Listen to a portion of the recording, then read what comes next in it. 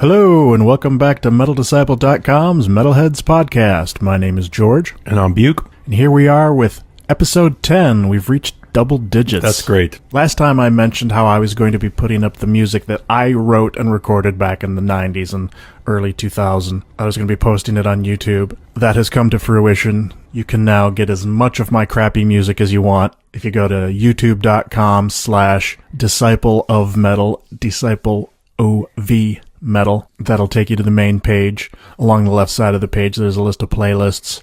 All the songs are grouped by album. There's a bunch by The Forsaken, 2 by The King is Dead, and 1 Sons of Destiny. So check that out if you want a good laugh.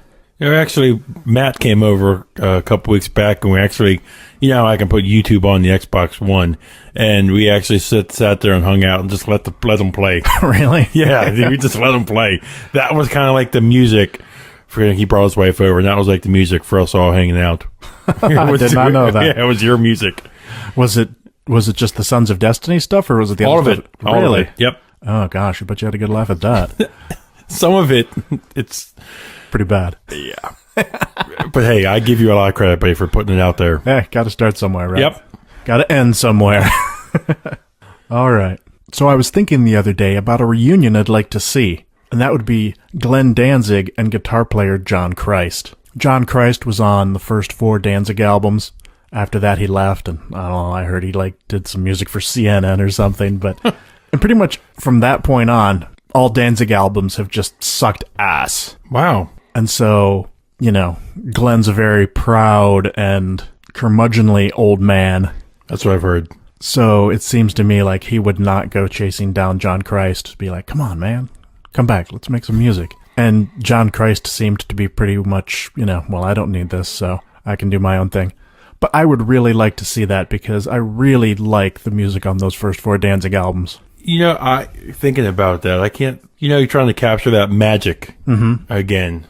And we mentioned it during our Power Metal episode, and I know it's not going to happen, but if, I can't think of his name right now, but if the second vocalist, the 3 Inches of Blood, was to ever come back, yeah, and they were to capture that sound of their first album, Advance and Vanquish, I'd be pretty into that. Yeah. Well, one can hope. You just wish, some of these bands, I don't know if there was bad blood leaving, maybe they just, ran their course.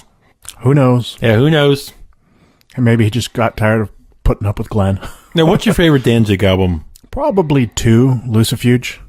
That's not what, of course, people would go for. Really? Why not? People would go for the self-titled, because most people, know Mother. Yeah, but that's probably the only song on there they know. I mean, the Does first... She Ride, you don't think? Oh, yeah, they play that at the strip clubs. I mean, in terms of people knowing things, sure. I mean, Mother's the song everybody knows by Danzig. And the first self-titled album would easily be my second favorite. But 2, it's got, Her Black Wings and Devil's Plaything and Tired of Being Alive. It's just a killer album. I need to listen to that more. I will admit, I haven't given the rest of the albums a fair shake. Oh, yeah, you need to listen to 2. You've seen him live? Oh, yeah, a couple times. Yeah. How is he live? Hit or miss. I mean... Shirt off? Flexing the muscles? I don't recall. It's been a while. Unfortunately, every time I've seen him was after John Christ left the band. I saw him on the Black Acid Devil tour, Danzig 5. Wasn't all that impressed. Saw him again. I don't even remember, but yeah, it was like, meh. Did you ever see him here, or were these all back home? That's a good question. The first time, the Black Acid Devil was in Michigan. Because I can't think of a time he's come around and we have talked and said, hey, we should, Yeah, it's because I haven't really cared to go see him again since, it's been so long since he's put out an album that I've liked. The last one, Red Dead Redemption, was it? No. Dead Red Sabbath or something. The video game, Red Dead Redemption? I was making a joke. But whatever that wasn't too bad. That was a bit of a return to form. But, I don't know. We'll have to see if he does anything else. Anyway, so I know you haven't heard it yet. You've only heard pieces of it. But I've listened to the new Opeth album. Don't do this to me. Yeah. See, to me, I'm a big, as I'll talk about later, again, with my classic album, I'm a big sci-fi guy. Uh-huh. Big time. Star Wars is my favorite movies. I'm with you there. In anticipation for this next one, am shying away from any trailer, stuff like that. Right. Snippet, picture, anything I can. So that's how I'm treating this new Opeth. Mm-hmm. I'm shying away from, except the one song, Cusp of Eternity. Cusp of Eternity, yeah. I'm just kind of waiting. And then you put this in our notes here. And you sent me, you put it in the notes, and then last week you sent me the text saying, it's eh. You said I would like it, though, so I think you'll like it because, A, it's Opeth. That's all that matters to you. Yeah, that is. And because, particularly with your vinyl tastes these days, you're into that hippy-dippy prog rock 70s bullshit. Yeah, I am. That is now Opeth. I want to be clear that I liked Heritage. I don't have any problem with the direction they're going in, other than the fact that Pale Communion is not even a metal album, let alone a death metal album. It is pure 70s prog rock. But they hold nothing back in saying that they are anymore. No, and this is true. And I'm not slagging on them because of it. It's just that it is now a style of music that I don't care for. The production sounds great. It was much cleaner than Heritage. And some of it's okay, but it's just really so out there that I'm just like, I just got kind of bored. This is interesting. I literally just came to mind as we're sitting here thinking about it. We had kind of mentioned this in the past, but not this question. If you're a Opeth fan, from, I'm talking the Orchid days, the Morning Rise, your Blackwater Park, Ghost Reveries, the classic, death metal Opeth. Right. Is it easy for you to transition into what they are now because you got Damnation? Mm-hmm. You had always been used to the cleaner sound that they have. Then, on the flip side, their first exposure to Opeth, maybe going to the store later this month, picking this album up, and saying, hey, Opeth. Pretty cool. I'm liking this. And then buying Orchid or something. I'm going, whoa. And like, what the hell is this? Yeah, I'm sure there'll be people like that. But I'm saying, what do you think's the easier transition? Oh, definitely the one that I've had, where I bought the first two albums when they came out. And, I've evolved with them over the years. You're not me. I'm not holding this album against them. I'm not disowning them. I'm not talking bad about them in any way, other than to say it really isn't to my taste. I can guarantee you that it is a good album, that even a great album, it just doesn't fall within what I am interested in listening to anymore. So still doesn't dethrone Triptychon? Oh, hell no. Nothing will dethrone Triptychon. I was just wondering if it would, for album of the year, is it possibly on making top 10 so top far? 10? I doubt it. I don't know. I only listened through it once, so it could, conceivably grow on me. But first impression was I turned it off and had to come back to it because I got bored. And that's an interesting thing. Us as heavy metal fans and stuff like that, Opeth's new direction and stuff, it's weird that with the sound that they have and stuff now, you have us, Metal Sucks, Metal Injunction, Blabbermouth, all these metal sites covering them, when metal is, yes, obviously what they play live, but metal is so far what they've become now, that now I'm surprised you're not starting to see more mainstream music. Oh, I'm sure there is. So I guess since we're not into that, we're not seeing it. Exactly. It's just interesting that, metal heads and metal, still cover them. Yeah. Yeah, well, that's like Anathema. They started off as a doom metal band in the 90s, and now they are anything but metal. And they still get covered by all the metal magazines and things like that. That's just interesting on its own. It's almost like you're still you're still part of the family, but you're that weird cousin. Yes, you are. All right. Well, last week we talked a little bit about the new Fozzy album, and you were asking me, is it any good? Is it heavy? And I hadn't heard it yet, but based on their previous albums, you were kind of excited. I gave them the benefit of the doubt. I have since listened to the new Fozzy album. I retract anything good I said. Oh, boy. As a piece of shit. Oh, boy. No offense to Chris Jericho, but what's with the pop album? It sounds so not... It has some heaviness to it, but it sounds very, very pop. I just don't even know what to say. Like FM radio. They really changed their sound. So, sorry, can't get behind that one. So that's all we're talking about that. No more excitement for them. No, they'll have to prove themselves to me to get back on my good side again. So this past week, I was watching, as I went up with the baby at various times. One of the days this week, it was like 4 o'clock in the morning. And after a long Dirty Jobs Netflix marathon, I said, let me find what documentaries are out there. I always like to watch documentaries. And one came up for a documentary called Downloaded. And it was about Napster. And it had me thinking, and actually excited to text you and have us throw it in here to the podcast, because I wanted to ask you a couple questions. First off, Napster hit for me 99, 2000. Sounds about right. I was senior in high school when that stuff was really hitting. Yeah. I told you before 2000, when I really bought metal CDs, my music was if I had 10 CDs by year 2000, I had a lot. Yeah.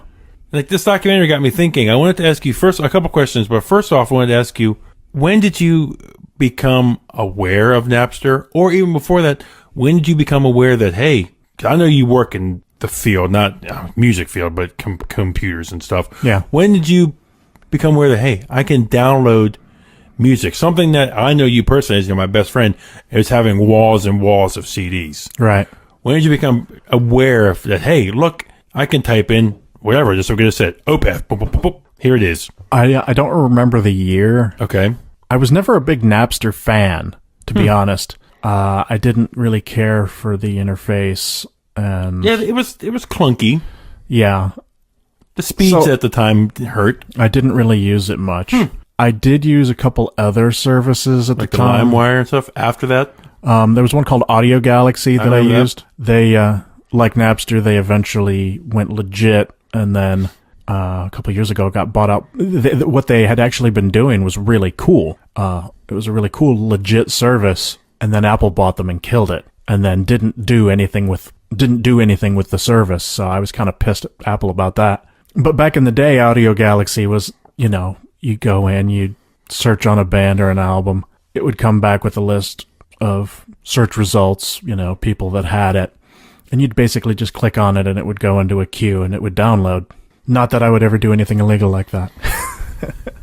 But back at the time, I did use it to fill in gaps and things. But the thing was, it was very sketchy quality. It was. You didn't know if you were going to download a whatever Megadeth, and it was going to be somebody holding up a recorder to a radio, or you didn't know if it was going to be what you get now, like one of the Beep demo tracks or something like that. You didn't know what you were going to get, or if it was even just a virus. It was.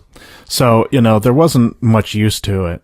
Okay, and then this also led me into my next question. This was probably the most interesting thing at the time, watching the documentary I took from it.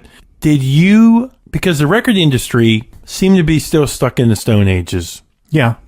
In terms of how they were looking at digital music and Napster. Oh, it took them a while to catch up. How they were looking at, because the people who were so behind Napster were amazed that I could be like, hey, George, check this out. Boom. Share it with you. The exchange of music, has always been one of the best things about music, the word of mouth, the sharing of music. But it seemed like of course, where we are now with digital music, the record industry was in the Stone Ages. I wanted to ask you, did you at the time see what was happening? Did you see the writing on the digital wall in this sense? Not right away.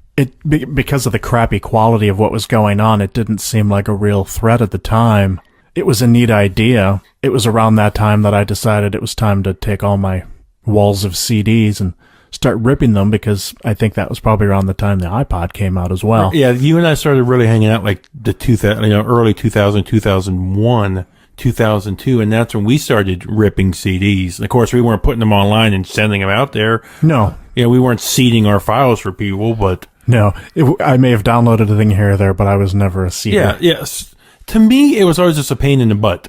Yeah. Yeah, no, But did you see the digital format for what it was and what it would turn into at the time when the Napster was going? It took me a while. I thought it was really neat because I have so much music, so many CDs. I still have hundreds and hundreds and hundreds of cassettes. Mm-hmm. You know, at least 600 cassettes in a box out in the garage. So to me, it seemed like a really convenient way to be able to move around a lot of stuff. You know, both of us used to have these big folders full of CDs that we'd lug around in our car. You're not going to kill each other like gladiators with them. Yeah. And so to be able to, you know, and even then you only could get like maybe a couple hundred albums in a folder. Of course, you go to some party with them and some asshole steals them or something. Exactly. It's a dangerous thing to do. So the prospect of ripping all your albums, putting them on a hard drive, not only is it allow for organization, but the portability of, you know, for as long as I've been having digital music, I've been waiting for a way to take all my music with me. I have yet to do that because they have never made an iPod big enough to hold all my music. But now with streaming, I mean, like Spotify, I can't take my whole collection with me because Spotify doesn't have all the obscure stuff that I have. And even this weird thing about Spotify, I was looking last night, if you type in like a Doom band and you click similar artists, it always seems to just recommend the same, you know? That's because it's similar circle. It's a very limited, you know, service that they have. It's good for what it is. I use it. I'm subscribed, but there are other services that are still pretty fledgling that allow you to set up your music on your computer at home and stream it to your phone. So you have your whole collection. I've yet to find one that really truly worked well. So I've been through a bunch of them. Yeah. I think iSub is the one, or Subsonic, something like that. I think iSub is the app and Subsonic is the service, is the one that I have now. And half the time it can't connect. So it's, you know, it's iffy at best, but it would be really nice to have my whole collection available. So when I'm like at work or driving in the car or sitting on the beach and I'm like, oh, I want to hear that Megadeth song. And I don't have it on my phone. Damn, Spotify doesn't have it. Damn. There it is. Instant gratification. Okay, and then the last question I wanted to, I remember this vividly. You being at the time, fuck Lars, fuck Metallica. Money good, yeah, Napster bad. Elaborate on that, because there were some artists, okay, there were some rappers. There was like Henry Rollins always finds a way to get into every documentary. He does. But there was some artists, I think he may have been one of them, speaking correctly here, but there were some artists who, hey, fully embraced it. Yeah, Iron Maiden. Yeah, they didn't look at it as, hey, you are stealing money from us. They looked at it as, hey, if you want to, and a perfect example, this is not a metal band, but there's a band, Dispatch. College jam band type of thing. They fully embraced it. They became a band that was playing college parties and stuff like that. They got behind kids trading their music and stuff like that. Dispatch now is a major band playing arenas, you know, like Fillmore's and stuff like that. That's not an arena. You know, not arena, but you know, large venues like that. Sure. But then again, on the flip side, you have Lars Ulrich flying the anti-Napster flag, showing up at Napster headquarters with boxes and boxes and boxes, pages and pages and pages of Napster users downloading their tracks. Yeah. Well, at the time, it seemed kind of a douchey move by Metallica because everybody's like, Metallica's the biggest band in the world. They've got all the money in the world. Why do you need more money? Why are you complaining? But obviously, you know, this was a new concept to them. It was a new concept to many people at the time. And obviously, a lot of the backlash came from people that had no idea how much this would affect the music industry, and it has to, you know, a very large extent killed off a great piece of the music industry. That was how the documentary ended. Like it or not, Napster changed the music industry forever. Sure. Killed labels, made bands. Yeah. Well, you know, the thing is, the system that was in place before, it was all about the labels. Artists were indentured servants. That's what they mentioned in there too.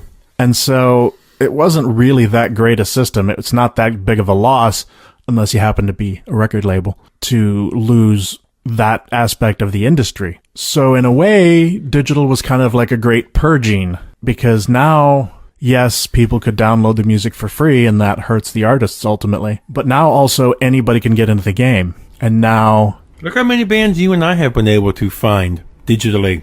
Oh, yeah. That we have never been able... We were missed. So much of the music I listen to now is unsigned bands who have put together their own music. They've released it themselves online. We would have never heard them. Never heard it.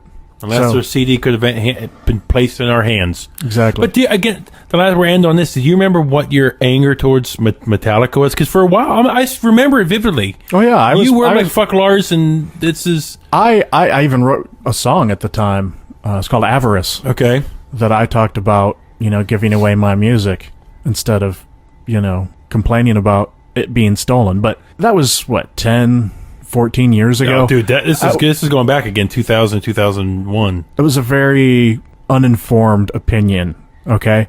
When you have nothing to lose. And therefore, you can have a self-righteous stance saying, no, fuck you, man, let the people download the music. Because it doesn't hurt me any if they download my music. At best, rather at worst, it gets me promotion. People, more people hear my music. Metallica, everybody knows Metallica already. They've got everything to lose by this because now... That's true. And so it's understandable that they would do that. I think maybe I didn't necessarily agree with some of the things they were doing at the time, but, in hindsight now, I can't fault them. Yeah, what I took away from there is that these were artists who saw... Maybe they started to, not understanding it, they started to see where things were going. Mm-hmm. And I think they saw, hey, this is with... And I will come out and say it. People who were downloading, they say, oh, I downloaded it just to see if I like it. And I go, bullshit. That's not true. I used to do that. I'm talking about the masses. Okay. Okay, I'm talking about when I was in the college dorms and stuff like this at the time. And in high school, I know people who had thousands of Napster songs. Mm-hmm. Did they have those on CDs? Did they go up? Maybe a couple. Yeah. So I see, and I completely understand trying to protect your interests. Sure. Because that's money being lost. But what I didn't agree with and what I wish some of these bands would have done is that if they would have seen the exchange of information and their music to how easy it is online, that the process of that time could have been different. And if you watch the documentary, and I recommend everybody check it out again, it's called Downloaded. What ultimately did Napster in was they got sued a couple times, and they had their last federal injunction against them. They found an early internal email from one of the two or three guys who started it up, and in that internal email, I'm going to try to remember this correctly, they said that they needed to kind of put some anonymous system in place to kind of protect the users who are pirating music. So the federal government latched on to that. Hey, we got them. Here they are saying pirating music, and that's what they ran with. And that was ultimately their death sentence. One of the reasons that I started doing a review site was me trying to justify free music.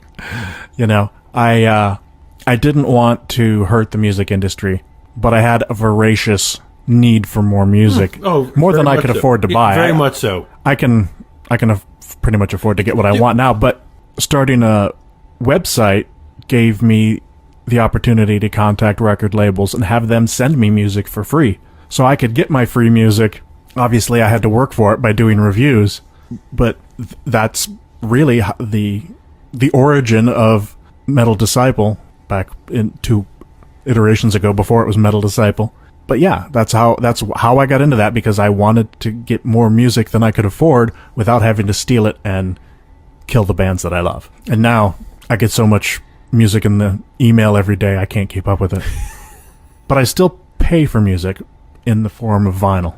That's how I support the bands now. You buy stuff on Bandcamp all the time. That's true. I use Bandcamp too as well. In fact, I think I'm going to be talking about 1 or 2 bands from Bandcamp today. So, thanks for letting me talk about that. That was very interesting. And again, if you have any experiences with Napster or downloading music, please shoot us an email. George at wearemetalheads.com or Buke at wearemetalheads.com. Share with us your thoughts. It'd be interesting to hear your thoughts on Napster or downloading music at the time, or if you were aware of what was happening, the changing in the currents. Do you still download now? And if you do, how do you justify it? Is there any way that you give back? I'll be honest, once streaming came out, personally, I don't download. Yeah. I've never really been big into it morally, but streaming to me is just easy. Yeah. It's easier. Yeah, it's funny because, back in the day, during the Napster day and all that, it was a free-for-all. It was like there was no moral compass going, don't do this. People were just, it was a free-for-all. Everybody was like, yay, free music. Yes, and now there's a stigma attached to it. It's like, you download, you're a piece of shit. Because remember, you started seeing lawsuits and stuff like that. A lot of stuff we do as kids, but you started seeing people who, guess it was pop music, but you started seeing people who had 100 songs getting sued for hundreds of thousands of dollars. Yeah. And then in the past couple of years, you would see metal bands, I think Iced Earth. Yeah. Their label, who controls the album, just recently sued a couple years back a couple hundred or thousand people who had downloaded one of their albums. Yeah. It's either you pay $1,000 to settle on this, or we're going to sue you for $500,000. Yeah. I think I understand the need for trying to protect intellectual property, but some of these fines are a little outrageous. Outrageous. It's like, okay. I mean, if you're somebody that's like got a server and you're spewing out free music left and right to like a command center to millions of people, okay, I can see hitting you with a big fine. But if you're somebody that downloaded an album, okay, I think maximum penalty there should be like $50 or something. $50, $100, whatever, slap on the wrist and confiscation of the music. Because I realize that they're making it so outrageous as a scare tactic, but come on. Yeah, there was that one famous one, that mom or something, that got hit for a couple $100,000 or something. Yeah, that's ridiculous. That doesn't endear the music listener towards following the rules. That makes you want to say, fuck you, I'm gonna do this to fuck, because you fuck with somebody, we're gonna fuck with you. Anyway, so I was on eBay this morning. I'm rather an unscrupulous eBay shopper. I'm what you might call an eBay sniper. So am I. I don't... When you place yours? In the last 15 seconds. So do I. So do I. I can't imagine why anybody would bother to bid on something in any earlier than the last minute of the auction, because that just gives everybody else an opportunity to come along and bid it up higher, and it just drives the price up, which is good for the seller, and that's why it's set up that way. But I'm an eBay sniper. I watch something, I wait until the last minute, I decide at that point, is it in a range that I'm willing to pay? And how much above that am I willing to go? And then in the last 15 seconds, I put in my max bid. I'm like, okay, it's at $20. I'm willing to pay $40. And I'm not going to go over $40. So I'm just going to throw in my max. And then if, whatever it takes to get into the highest bid up to that max, I get it. The whole reason I brought this up was because today I picked up a couple of Sepultura albums, the first two, Morbid Visions and Schizophrenia. And it was like, they were two different auctions, same seller.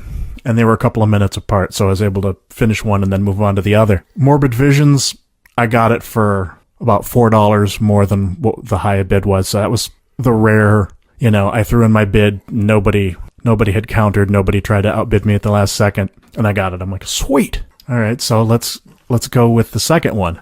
And I'd had a combined total that I was willing to pay for both albums before going into it, and since I'd made out well on the first one, that meant I had a higher ceiling on the second one that I was willing to pay. So just to be sure that I got it, in the last 10 seconds or so, I put in a bit higher of a bid than I would have normally gone. And something that I do when I'm bidding to try and give myself that little extra boost is, like, say I'm bidding $50. I'll bid $50.01. I do that too. I do like 89 cents and stuff like that. And today, I got Schizophrenia by 1 cent. Really? Because a couple of times I have lost. When I try and snipe, I set my max bid $28, whatever, $28.30, and then the auto bid from that other person kicks in, and I lose it by 2 cents or something like that. Yep, it went all the way up to my max bid plus 1 cent. So that means, okay, so say it was $50. somebody had their max bid at 50. At $49.99? No, is it $50? Okay.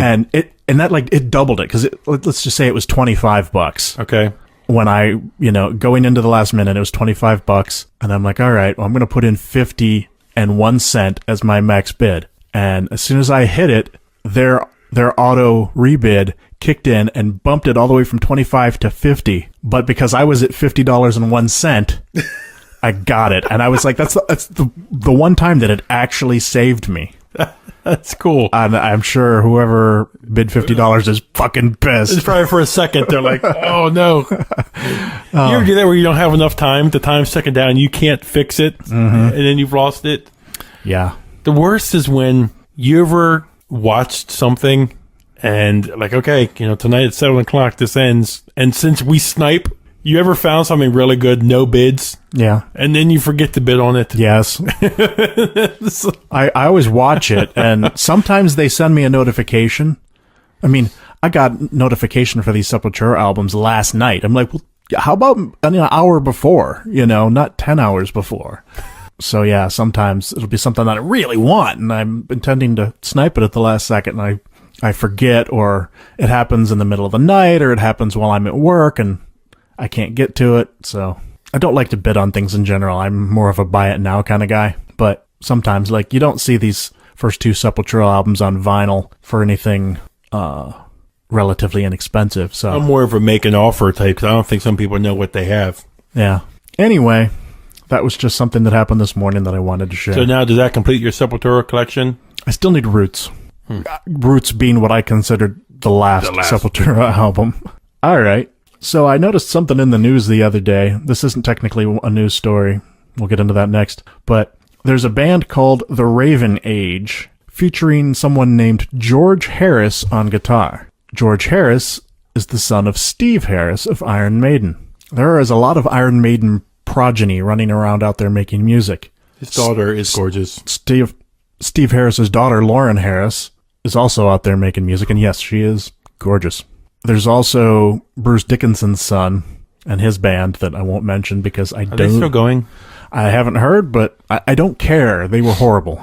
Lauren Harris was pretty cool. We saw her. She opened. We did see her live. Yep. They opened for Maiden. Mm-hmm. Was it Maiden? Yeah, it had to be. They opened for Maiden. And I heard some live footage of the Raven Age. They don't seem to have an actual like studio recording as yet. And it was more of a power metal. So quality was, low quality live recording, but it didn't sound too bad. So hopefully they'll put something together and George Harris will redeem the Iron Maiden name, unlike Dickinson's kid. On a quick question, Steve Harris the best lyricist in metal? Okay, let me think about that. Out of left field, best? Definitely one of the best. Danny Filth writes some incredible gothic poetry. This is an interesting question. Maybe we'll do a top 3 or top 5 on that. Yeah, like songwriters or something. Yeah, that's a good idea. But definitely one of the best. All right, let's get into some news now. So Exodus's new album, Blood In, Blood Out, is going to be out on October 14th on Nuclear Blast. Are you doing that interview? No. I still haven't figured out how to do any interviews. If anybody knows how to do interviews, please. So that's not how to ask questions, but the technical... The recording of a microphone and a telephone so that everything plays together happy and sounds good. I mean, I have some ways of doing it. I just haven't been happy with the results yet. So I would like to make a recording where the person that we're interviewing doesn't sound like they're talking through their ass, that it doesn't sound like the crappy phone call quality. So I don't know. We'll see. Anyway, Rob Zombie's working on a new movie called 31, and he's trying to do some crowdfunding to get it paid for.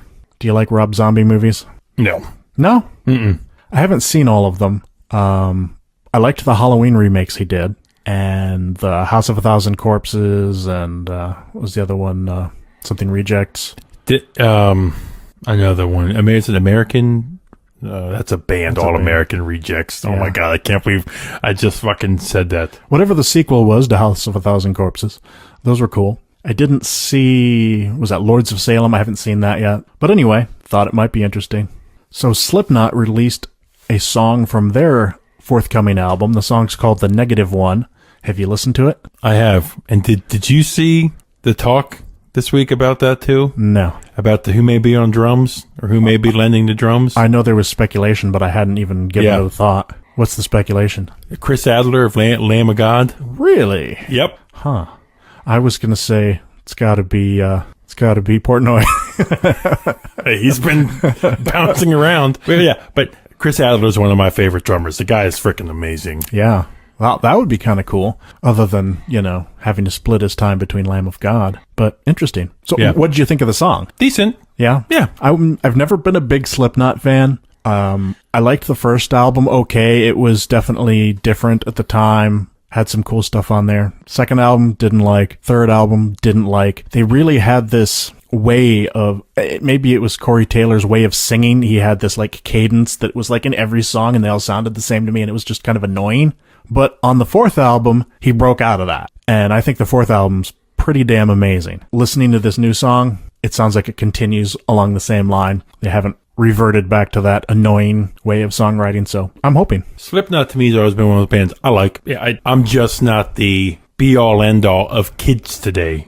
Right. That think that Slipknot is metal, is the definition of metal. No. I know you've all seen the kids that... Oh, yeah. Yes. Slipknot to me is always a band, hey, they just exist. Yeah. I don't understand their popularity pitch that it's at. Yeah. At least it was that for years. Yeah, I've always felt that their popularity sort of was bigger than their talent, or at least their output. I don't want to comment on their talent because they're obviously talented, but it just seemed like they were more popular than they should have been for what they'd been producing. And that has to do with teenagers at the mall at Hot Topic. When I worked at the mall, that was them. Yep. Hot Topic metal. Food court metal. Mall rat metal. Yeah.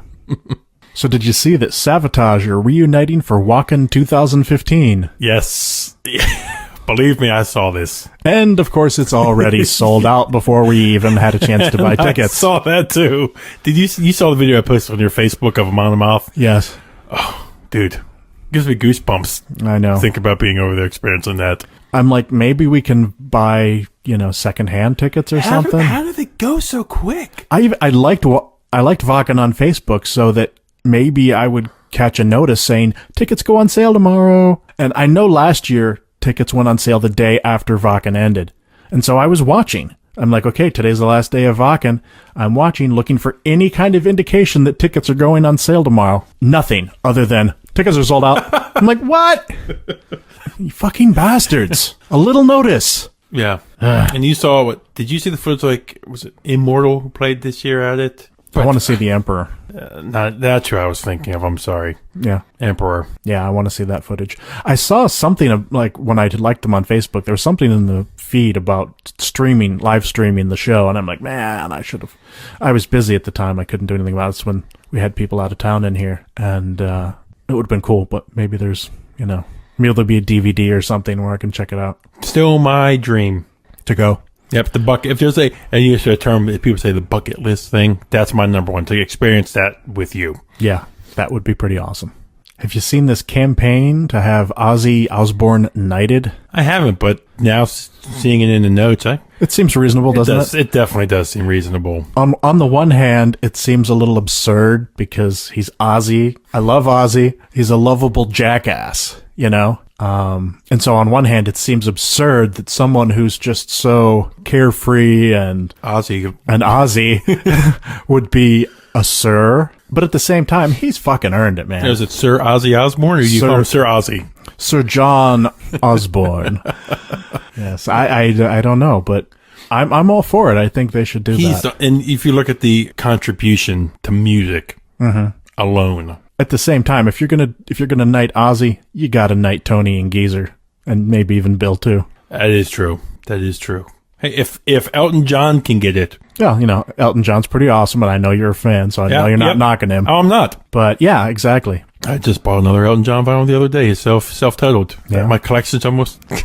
I picked up one, something about too low for zero, is it? It's got the one that's got, I guess that's why they call it the blues on there. That is it, yep. I love that song. It's a white cover, right? Yeah, I remember listening to that on the school bus as a kid. And It's just such a good song. My Elton John fandom goes back to, I have vivid memories. And that's the thing about music. I love music is where it puts you out in a place and time. Some of it, it's just, I know this is a metal podcast, but I'm going to talk about this. When I think of next week on the Classic Rock Podcast, I can close my eyes and think about driving in the car with my mom, and this is what we listen to. And you can't be a lover of music and at least not say that it's not good stuff. Yeah, when I was 18, Metallica was the world, and if anything else was crap, it's like you can only listen to metal and that's it. At some point, you grow up enough to go, that's fucking stupid, There is other music out there that's good. Just because metal is my favorite type of music doesn't mean I don't listen to anything else. I'll admit, I still haven't reached that point as much as you, but I'm trying. I listen to a lot of stuff. I don't listen to pop. Okay. Rap. I listen to 80s pop. Like, if Madonna comes on, you're playing like some Like a Virgin. Watch out, man. I am like, do. You're bebopping and scatting. Yeah, but like, your Biebers and your Britneys and anything. No, I don't listen to that shit. Rap I would never ever listen to. No, I mean, I listened to some rap in the 80s, like Beastie Boys and like pre-gangster stuff. Yeah, like when these DVDs, they can make a rap about like buying DVDs, and they were very, like Will Smith. That was some cool stuff. There's a song I don't remember. Nucleus, there's a band called Nucleus, and they had a song called "Jam on It." And when I was in 6th grade, it was popular. So this was like 1984, and I love that, and I can still like sing every word in that song. But then, and then like some Ice-T and some Ice Cube and NWA, Eazy-E stuff. Like when that stuff first came out, it was tolerable. I was like, this is different. It's interesting. But then it just, it didn't go anywhere from there for me. So not a fan of rap. Who would unite first, Rob Halford or Ozzy? If you are King George Washburn. Ozzy. Okay. Simply because he's been doing it longer. Priest wasn't until early 70s. Yeah. So Sabbath was like 69.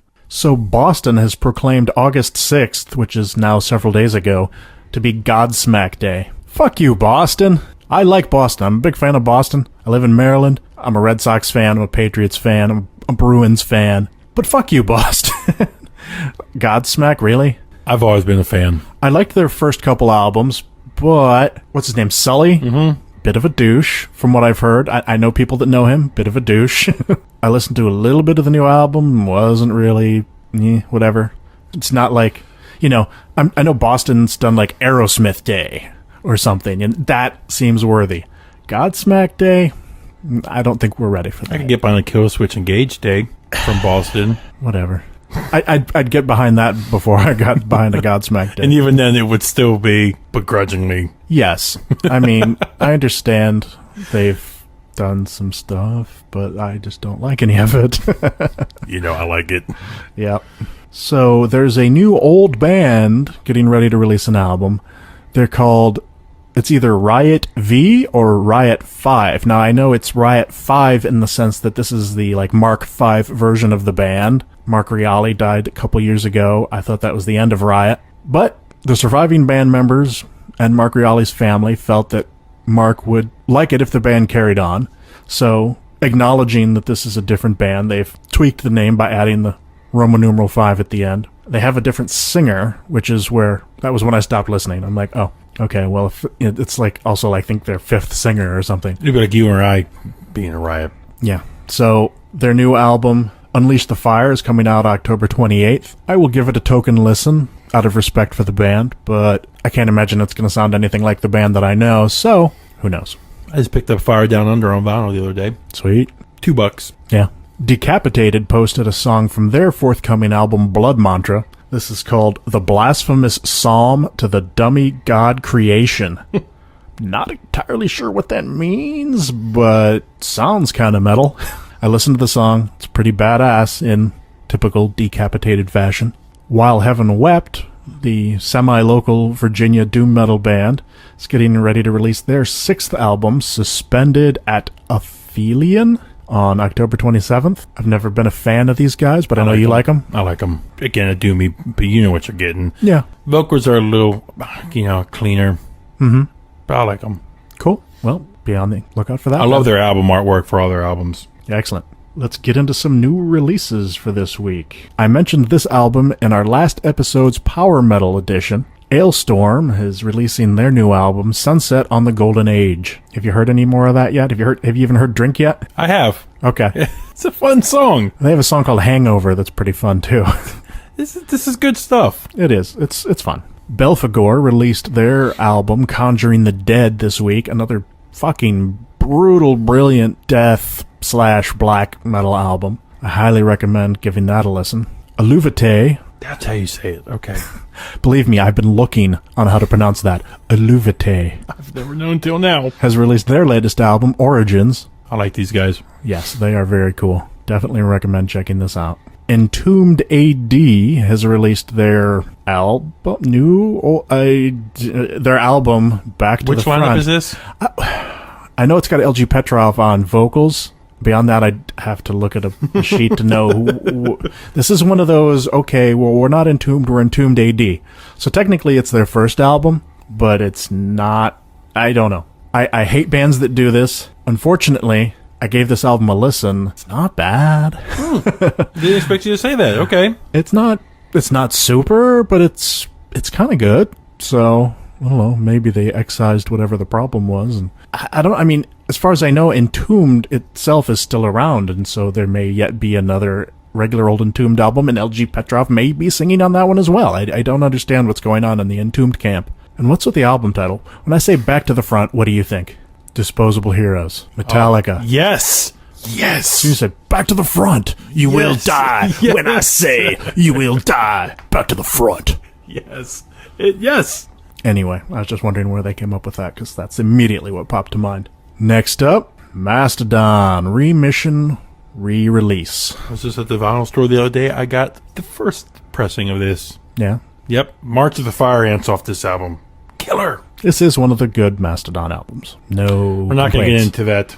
You know I love these guys. No complaints on this one. They're the band that... Now, it's funny. When I first heard this album years ago, hated it. Yep. Hated it. Now Mastodon's one of my favorite bands. In fact, I may listen to that when I get home. Right on. But you know what I found out the other day, speaking about reissues of stuff like that? I was out at our local store. Do you know that there are some companies who repress vinyls, these reissues? Mm-hmm. Do you know some of them? We've had good luck with like Back on Black. Back on Black, yeah. Does a great job. Yes, they do. There are some companies, I didn't know this until talking to the store owner, they take CDs and they use the CD to rip the vinyl. That's pretty bad.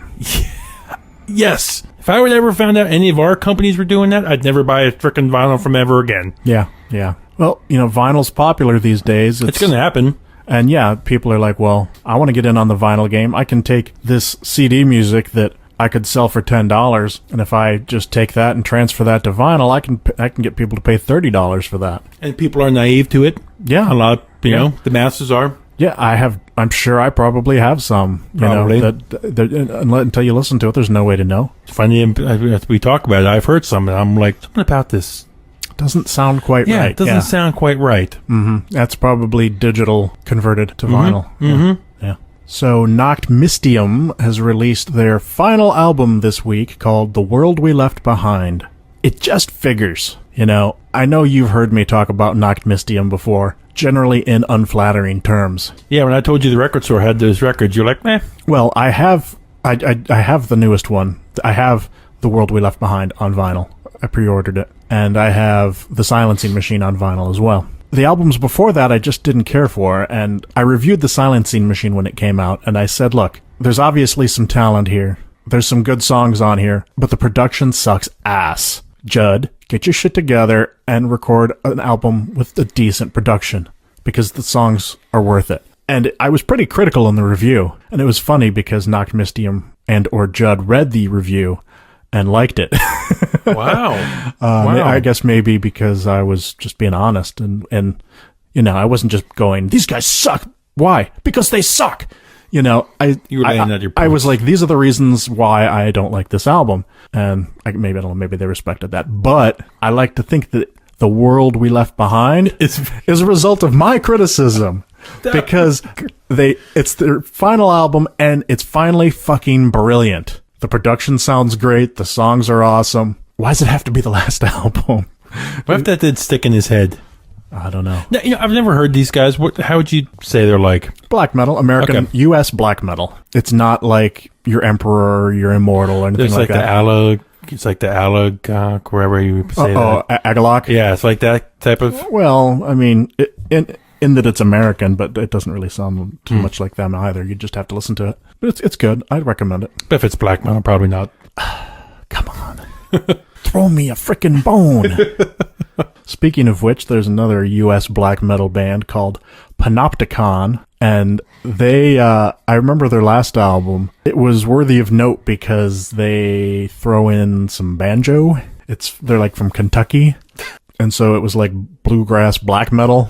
I listened to it. I was like, I mean, on the whole, the music was interesting. It was definitely of a good quality. Can't say I cared for bluegrass and my black metal. I kickstarted a heavy metal bluegrass project years back. But the new album's called Roads to the North. I haven't heard it yet, so can't tell you what it's like, but it's probably an interesting listen, so maybe check it out. Next is a band that I picked up on Bandcamp, and they just released their album this week. They're called Trudger, and their album is called Dormivelia. Man, you are hitting the pronunciations today. Thank you, Google Translate. Man!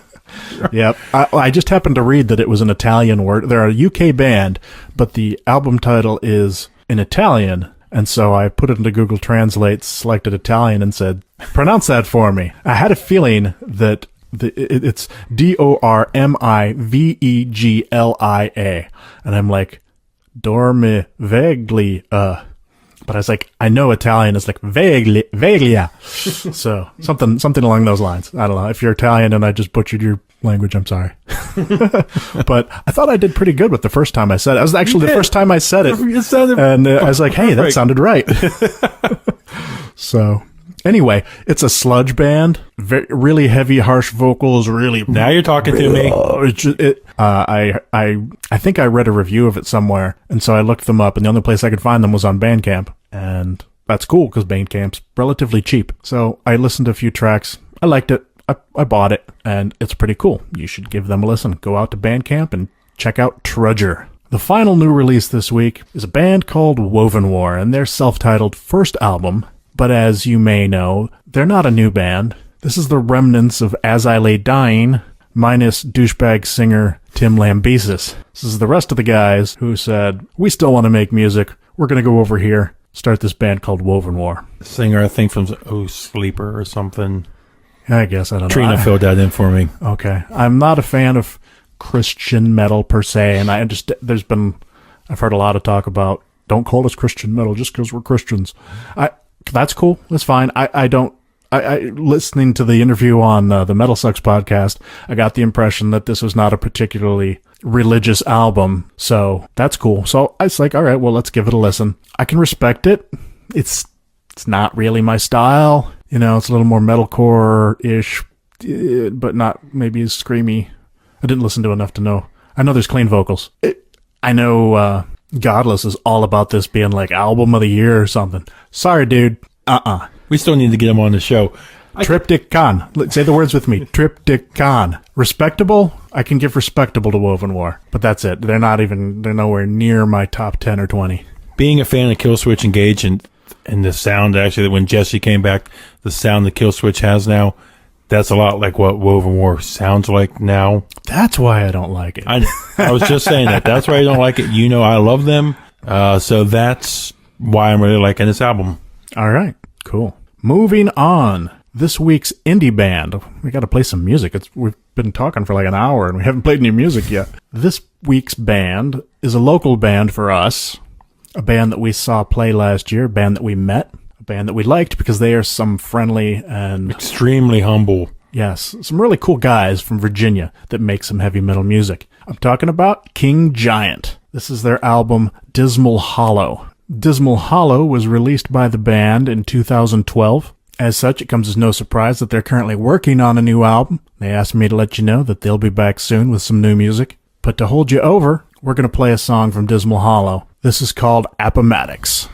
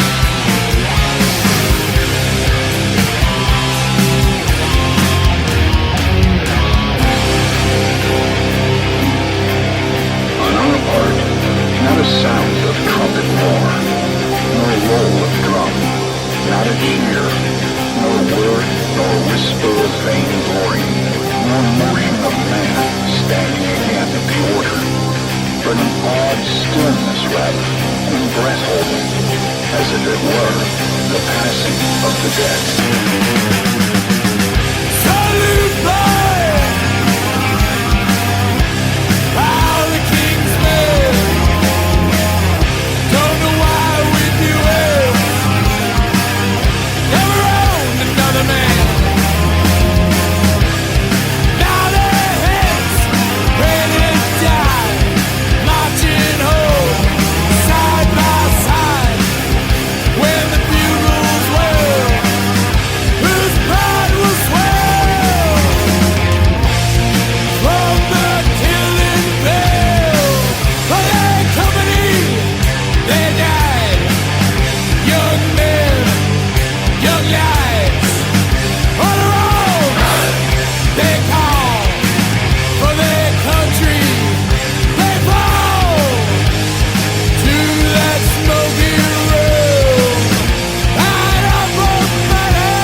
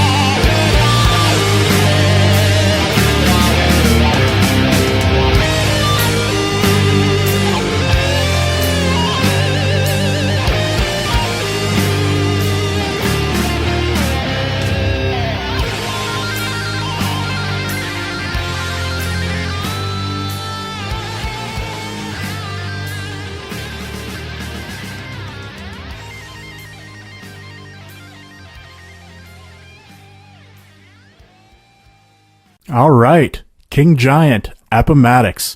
What a killer fucking song. Yeah. You know what really initially drew me to these guys when I first heard them? Is the vocals. We were speaking about Glenn Danzig earlier. Dude has got a very Glenn Danzig-like voice, in my opinion. You're right. Not like a ripoff, just he sings in the same kind of deep and Kind of smoky. Yeah, it's just very Danzig-like. And I was like, right on. And for him being local, even better. Yeah. So I hope you liked that song. If you did, stick around. We're going to have another song by the band at the end of the episode. All right, let's get into our top 3 for this week. Normally we do like top 3 bands, top 3 albums, something along those lines. This time, I was driving home from work the other day and it just hit me. Let's do the top 3 mosh pits that we've been in. Been in or been at. I don't get into too many pits anymore, but I stand upon the border of a pit. You're good at standing tall, and you're good at the mosh pit edges. Push everybody away. Forearm push. Yeah. See, Get the fuck off. Yeah. Get the fuck off As of me. George has gotten older and going to shows, his side-eye mosh pit leering at some guy bumping into him has really gotten well over the years. Before it gets too much and George's like, I'm out of here. Give me a corner in the back by the bar. Yeah. I'm getting too old for this shit. But I have a couple honorable mentions because while I didn't think it was like the one I'm going to mention now wasn't like one of the great pits that I was in, but it was one of the great ass kickings that I've gotten in the pit, and I'm sure you know which one that is. That was the Killswitch pit at the Sentenced, In Flames, Dark Tranquility show. I was literally holding on to Buke. I was getting buffeted around so much that I actually threw an arm from behind, like I was drowning, around his shoulder and hung on for dear life. Me. Oh, I won't let go. Yeah. Fireman, carry me out of this hell. And George and I are not tiny guys. So no, we're both pretty big. Yeah, picture two big burly men. Are they moshing or making love? I can't tell. Save me. But yeah, but that is not in my top 3. It's probably in one of my top. If I had top 3 ass kickings in the pit, that would be definitely one of them. But anyway, why don't you hit me with your top 3? Okay. Number 3. This is not a metal show, but momentous event. This was the HFS festival back in like 2000 or 1999. Godsmack was playing. Oh, jeez. After I go and bash them. You go and bash them. And you know, at a lot of these fests, these are when you're high schoolers or your drunk mom and dads who think because something has a heavy beat or a heavy breakdown that it's moshing time. Yeah. So picture me, 17, 18-year-old kid. It's a mosh pit. We start going. This drunk guy stumbles into it. And you ever get the guys who stumble into the center and they're kind of like, I'm doing with my hands now, they're kind of like waving you on, like, come on, bring it. Well, I was a football player. I bring it to this guy. I hit this guy, literally knock him out. Nice. Okay? It gets to the point where it happens so quick, people are like, who just did that? Like, who the fuck just did that? They are getting security and getting the medics for this guy. And then, now, picture a drunk guy with, a drunk hillbilly is what you look like, hair halfway down his back. Picture him like Christ on the cross. Picture him being carried out above the crowd. Passed along, like as they're carrying him to the front. You're the Terry Crews of the mosh pit. As they're trying to get him out to the front. And I just kind of, just... Yeah, who did that? Yeah, who's the asshole that did that to this guy? Yeah, that was back in high school. That was one of them. Number 2 is a Killswitch Engage pit you and I were in at the other one. The other one at Mayhem Fest. The bloody knees. Yes. I was considering that one. This is memorable because if there was a definition of hell on earth in a pit at Bristow, Virginia, now it's Jiffy Lube Live. Used to be Nissan Pavilion. Mayhem Fest sets up there and Ozfest would play there. The second stage, while there are grassy areas, the second stage here was set up in a gravel parking lot. Mm-hmm. This is not little pea gravel, folks. This is sometimes like river rock. Like 1 to 2 inch jagged pieces of rock. Yes. Picture it being mid-July, August. Here in the DC area, it gets humid. It was 100 degrees that day. Yeah, humid, 100 degrees. A couple thousand people in this gravel parking lot. Killswitch engages up. Howard is getting the place going nuts. George and I are in the center of this pit, and it is brutal. Just for the sense that the pit was crazy. You couldn't get your footing. Dust is going everywhere. Pitmageddon. Yeah, we are soaked. There's dust sticking all over, dirt sticking all over to us. There's clothes flying. There's sweat. We're all bloody from falling down and literally drained us for the entire day. Cradle of Filth was in on that madness too. They played that same stage. I remember they had that weird stilt walking thing and stuff. The women with the, they hang from the cloth and they twirl and that stuff. It was a really great stage show for a second stage. Yeah. Yeah. That was memorable. Okay. Again, none of these are really big metal mosh pits, like your classic Wall of Deaths and stuff that you see now. But number 1 is Ozfest 2000. Okay. Because it's my first time seeing Pantera, band that got me into metal. I think, hey, great, we're going to see Pantera. The day starts going on. It's going great. Then Pantera comes out. At this time, again, we're back at Nissan Pavilion this time, but we're in the grass and the lawn. The clouds start coming in. Massive thunderstorms, massive rain.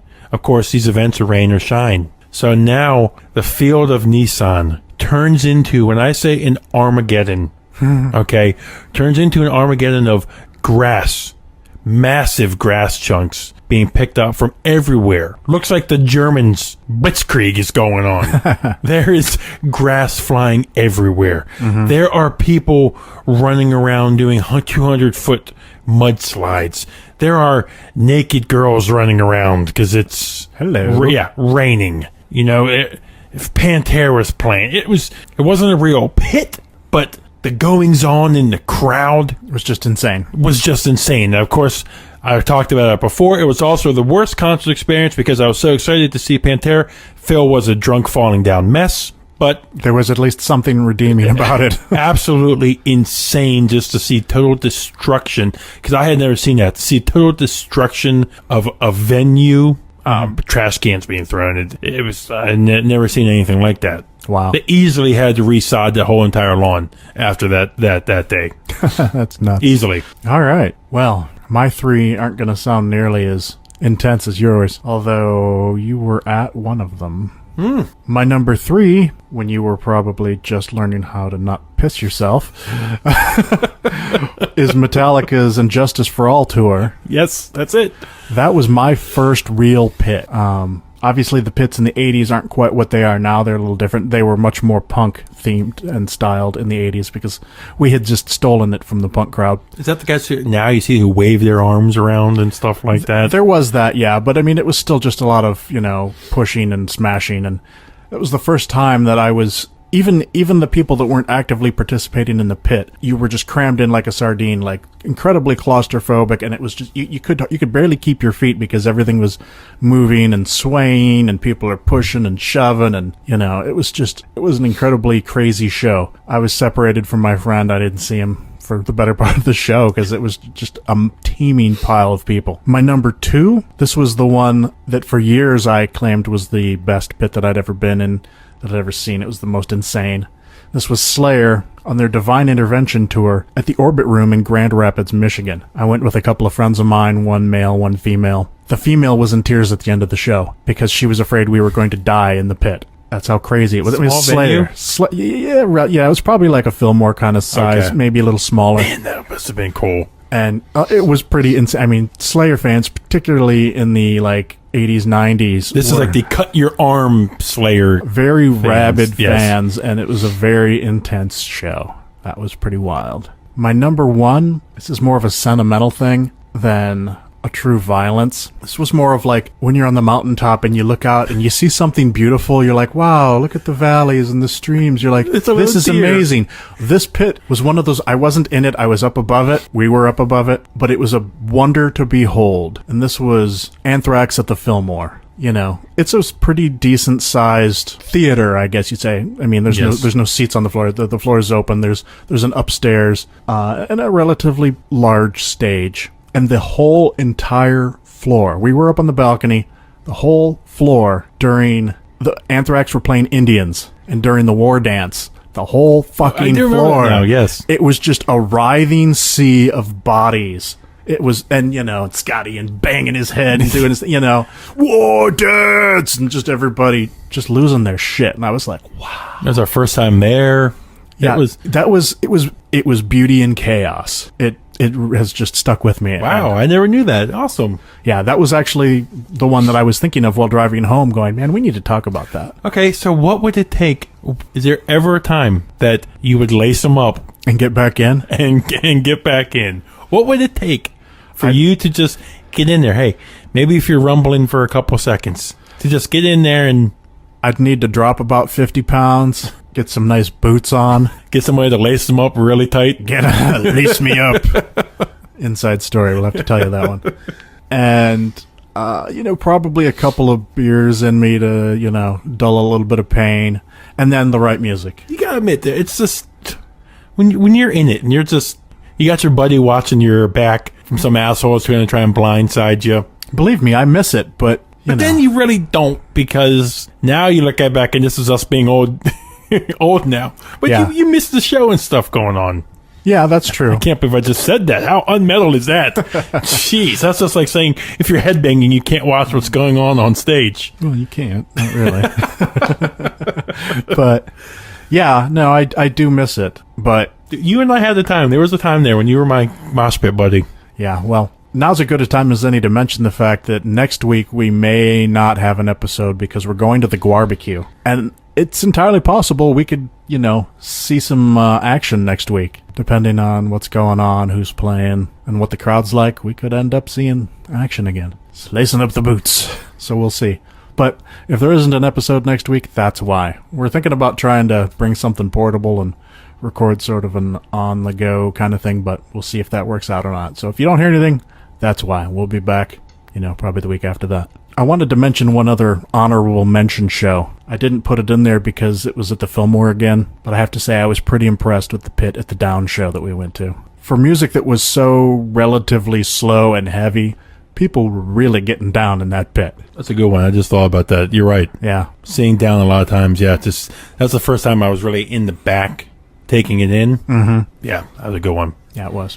All right, well, why don't we get into what we're listening to this week? What are you listening to? Well, I started to mention it last week when we were doing the Power episode, but then I had to reel back and remember what we were talking about. This week I'm listening to Suicide Silence, You Can't Stop Me. And I mentioned this last week, but I had to stop myself. This is the return of Suicide Silence after Mitch died in the motorcycle accident a couple years back.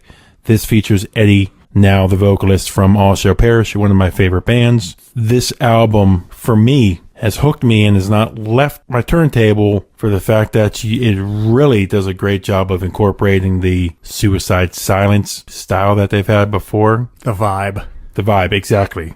But you take Eddie, what I liked from him in All Shall Perish, his vocal skills, combine them together, and you get the new Suicide Silence, which I really like. And apparently the reception on Mayhem for them has been great. Our friend Trina says that some fans were cursing at them, yelling, "Oh, you're not Mitch, and you're not, screw you guys," and blah, blah, blah, blah. So nobody recognized me?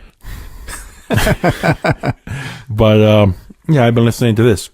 It's good, nothing super, super special, but it's good. Cool. All right. What I've been listening to this week is the new EP from Necros Christos called Nine Graves. These guys are a German black death band. I first heard about these guys in 2011 when they released their last full-length album, Doom of the Occult. And yes, I do have this on vinyl. Doom of the Occult, that is. I liked it because it was death metal that didn't sound like all the other death metal these days. It's not a Cannibal Corpse kind of death metal. It's a little more dark, like a little bit of black metal ambiance to it, a little bit of doom, but on the whole, it's a death metal record. So when I found out recently that they were releasing a new EP, I was like, yay, new music. I was kind of bummed that it was an EP, but it's a 40-minute EP, so that's longer than, many full-length albums. So I was like, okay, well, it's 40 minutes long. I'm not going to complain. They can call it an EP if they want, but whatever. It's called Nine Graves, and it's awesome, so you should check it out. All right, what about a classic? What do you got? So I mentioned earlier I was a sci-fi guy, and as I was browsing vinyl the other day, I came upon this, and I forgot how killer of a record it is. The band itself. It is from Florida progressive death metal band with a sci-fi edge, Nocturnus. Wow. Their 1990 release, The Key. Okay. This is a band that still has evil lyrics, but with that sci-fi twist. I think on The Key, you have aliens that descend to Earth and destroy Christianity. Oh, darn. It's, death metal that incorporates keyboards. Heaven forbid. Very progressive, technical, has that classic American death metal that I like. So that is the album for me, Nocturnus, and their album 1990 release, The Key. Didn't think I'd hit you with that one, huh? I did not. You said something old school death metal. I was thinking like Death or Morbid Angel. Now, have you or heard? something. I've heard. Of course, you've heard them. Of course, I've heard them. Apparently, the singer used to be in Morbid, or the guitarist used to be in Morbid, and was good friends with Trey, and they were signed for a label for a while that kind of helped them. A really cool album art. So now The Key is on my Discogs want list. Somebody reissued a Nocturnus album on vinyl recently. I don't remember which one it was. Is it Thresholds? Might be. I think it might have been, yeah. But really cool. The key is cool sci-fi art on it. Yeah. It's weird to have a sci-fi and in their logo, you see the pentagram in it and you look at the lyrics. That's cool. Yeah. All right. Well, I'm going all the way back to 1984 for my classic. This is the self-titled debut album from Metal Church, the David Wayne years. Self-titled, okay. Yep. This album, I mean, I think I heard this album before I even heard Metallica. It was like around, it came out about the same time as Ride the Lightning, but I think I heard this first. Something I wanted to mention, but I forgot to mention when we were talking about the whole Napster thing. Everybody downloads music now, but back in the day, it was called tape trading, and, labels weren't really panties in a bunch about that. It's what you did. That's how you learned about new music. Obviously, tape trading was much more limited. You couldn't do it on such a grand scale as what people do with downloading, but that was how I first heard Metal Church, how I first heard Metallica, Slayer, Merciful Fate. And so I got a copy of the first Metal Church album from somebody, a copy of a copy on a beat-up old cassette, and this album, was one of my first thrash albums, and it really spoke to me. Every song on here is a classic as far as I'm concerned. And the one song that really drew my attention was the song Gods of Wrath. At the time, it was a curious song because there were clean guitars and pretty vocals, and then it would just get balls heavy. And I'm like, what is this? And we called it a power ballad. Now, you think of a power ballad now, and you think of like Motley Crue, Home Sweet Home, or, this, but no, this was like power. This was it had ballady type stuff, but it was really heavy too. And I fucking loved that song. And like the title track, many, many years ago upon a distant shore. Oh, that song, the lyrics and everything, that just captured my imagination. As well as songs like Beyond the Black, I think that was about like nuclear warfare, and Hitman, obviously, about a hitman. In the Blood, My Favorite Nightmare, Battalions. Oh my God, Battalions. I love Battalions. Always makes me think of the Conan, What is Best in Life. Battalion Advances. Fucking love this album. So I just picked up The Dark the other day. Yeah, that one's good too. It's got it's good in a different way. I'm a big fan of The Dark. Dude, the song Watch the Children Pray. Watch the Children Pray, yeah. So good. Yeah, a ton of bricks. That song just, that was a song that got me going. Did you see them live? I did not see them with David Wayne, unfortunately. I saw them the first time, had to be around 1990, 91, it was during Desert Storm. It was called Operation Rock and Roll. And I think Alice Cooper was the headliner. When I first saw Motorhead, Dangerous Toys, Metal Church, I think Judas Priest was there. And I saw them with their second singer. Did you like I see their album here, Blessing in Disguise? Yeah, that was the tour. I'm pretty sure. Did you? I liked it. There was some good music on there. Obviously, it's no David Wayne. I'm a big, huge David Wayne fan, and unfortunately, he's no longer with us. But I did like the one or two albums. But I don't remember that singer's name, but I did like what he did too. Still pretty cool. All right, well, I think we are getting to the end now. This was a fun one today. Yeah, I didn't think we were going to run quite so long, but here we are. Guess we had lots to talk about. We weren't here last week. So, before we play the last song, we need to remind you, subscribe to us on iTunes, check us out on YouTube, check us out on Stitcher. You can stream at wearemetalheads.com. Like us on Facebook, please. Yep. Follow us on Twitter. At Metalheads Pod. And Disciple OV Metal. And Opeth and at Opeth Fan. And of course, check things out on metaldisciple.com for news, reviews, and videos and things like that. And if you have any stories like we talked about today, downloading music stories, Napster stories, mosh pit stories, concert stories, send them in. Yep. We'd love to, if you want us to talk about it, share your story on the podcast. Indeed. All right. Until next time, I'm George. And I'm Buke. And this is King Giant and the track A Steward's Prayer. Hope you enjoy it.